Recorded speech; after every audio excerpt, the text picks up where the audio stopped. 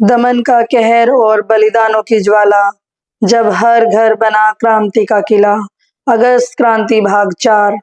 जब कोई आंदोलन सिर्फ नारों तक सीमित नहीं, बल्कि लोगों की सांसों और खून में बस जाए, तो उसे कोई रोक नहीं सकता। 1942 में भारतवासियों ने सिर्फ आजादी नहीं मांगी थी, उन्होंने उसे छीन लेने की कसम खाई थी। स्वागत है आपका ऑडियो कहानी बाय संयोगिता में।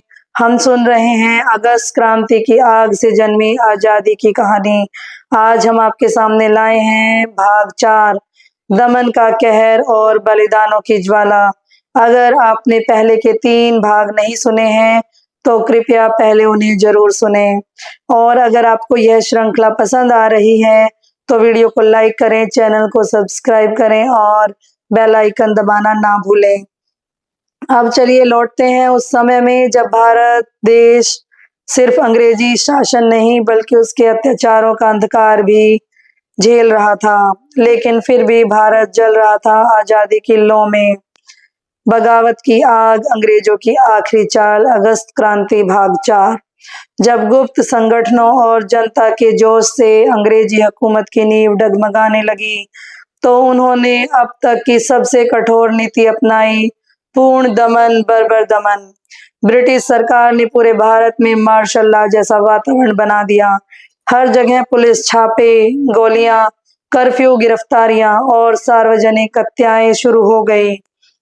जहां आंदोलन वहां गोली।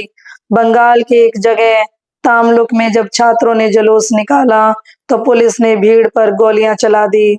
17 साल की शोभा मजूमदार को सीने में गोली लगी, लेकिन उसने अंतिम सांस तक नारा लगाया, भारत छोड़ो।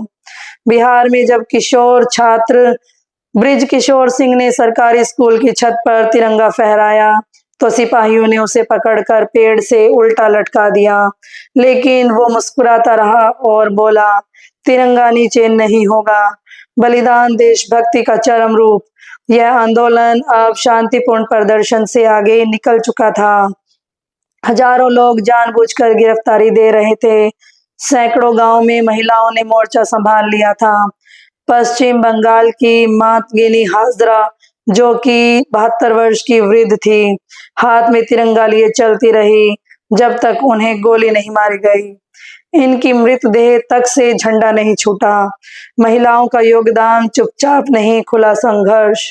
पुरुष नेताओं की गिरफ्तारी के बाद कई जगहों पर महिलाओं ने मोर्चा संभाल लिया।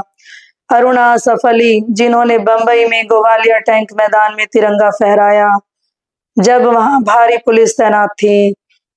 कस्तूरबा गांधी, जो उस समय जेल में थी, जेल में रहकर भी उन्होंने महिलाओं को संगठित किया। उत्तर प्रदेश, बिहार, महाराष्ट्र, बंगाल, हर क्षेत्र की महिलाएं आंदोलन की अगुवाई कर रही थी। क्रांति अब हर घर की बात थी।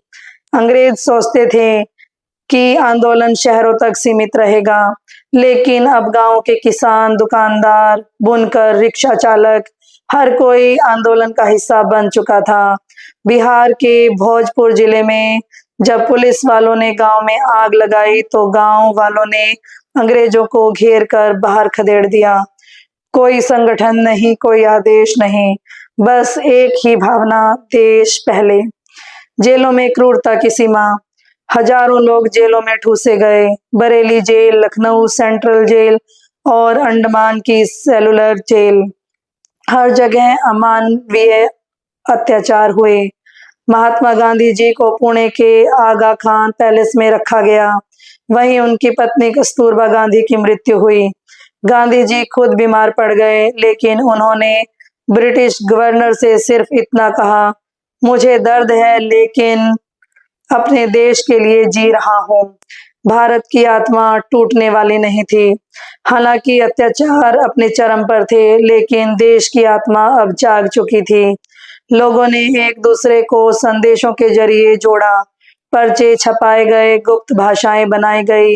अगस्त 1942 के बाद भारत पहले जैसा नहीं रहा, लेकिन कहानी अभी बाकी है। हजारों बलिदानों से सनी इस क्रांति ने ब्रिटिश साम्राज्य को हिलाकर रख दिया था।